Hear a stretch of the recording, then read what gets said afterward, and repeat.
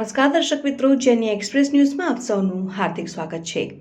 બોડેલીમાં આદિવાસી સમાજ દ્વારા વિશ્વ આદિવાસી દિવસની ધામધૂમપૂર્વક ઉજવણી કરવામાં આવી હતી। આજે સમગ્ર વિશ્વમાં વિશ્વ આદિવાસી દિવસની ઉજવણી કરવામાં આવી રહી છે, ત્યારે છોટાઉદેપુર જિલ્લાના બોડેલીમાં પણ આદિવાસી સમાજ દ્વારા તેની ધૂમધામપૂર્વક ઉજવણી કરવામાં આવી રહી છે।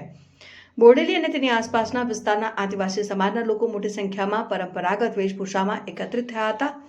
આ ભવ્ય રેલી અને સાંસ્કૃતિક કાર્યક્રમો દ્વારા તેમણે પોતાની સદીઓ જૂની સંસ્કૃતિ અને પરંપરાને ટકાવી રાખવાનો એક મજબૂત સંદેશ આપ્યો છે।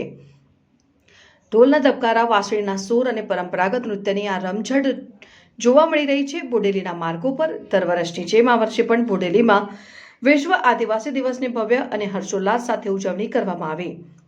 આદિવાસી સમાજના પુરુષો, મહિલાઓ અને બાળકો પોતાના પરંપરાગત પોશાક અને ઘરેણાં સજીને રસ્તાઓ પર ઉતરી આવ્યા હતા।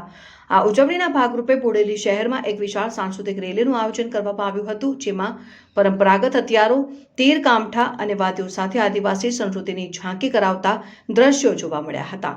રેલી દરમિયાન યુવાનો અને વડીલોએ પોતાના પરંપરાગત નૃત્યો રજૂ કરીને વાતાવરણને ઉત્સાહથી ભરી દીધું હતું। આજના આધુનિક યુગમાં પણ આદિવાસી સમાજે પોતાની અનોખી પરંપરા, બોલી અને પ્રકૃતિ સાથેનો લગાવ જીવંત રાખ્યો છે। બોડેલીમાં થયેલી આ ભવ્ય ઉજવણીએ સાબિત કરી દીધું હતું કે ગમે તેટલો બદલાવ આવે પણ પોતાની સંસ્કૃતિને ટકાવી રાખવા માટે આ સમાજ હંમેશા એકજૂથ અને કટિબદ્ધ છે। રિપોર્ટર રસિક ઠક્કર, બોડેલી, છોટાઉદેપુર। દિવસ એ સંયુક્ત રાષ્ટ્રસંઘ યુનો દ્વારા 1994માં 9 ઓગસ્ટને વિશ્વ આદિવાસી દિવસ તરીકે ઉજવવાની જાહેરાત થઈ હતી।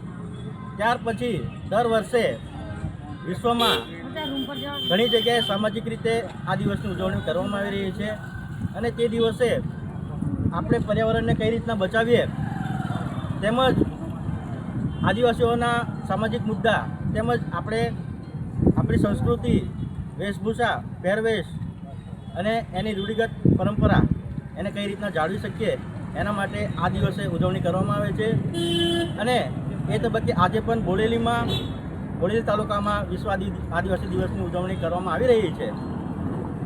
તે બદલ સૌનો ખૂબ ખૂબ આભાર માનીએ છીએ। જોહાર, જય આદિવાસી। મારું નામ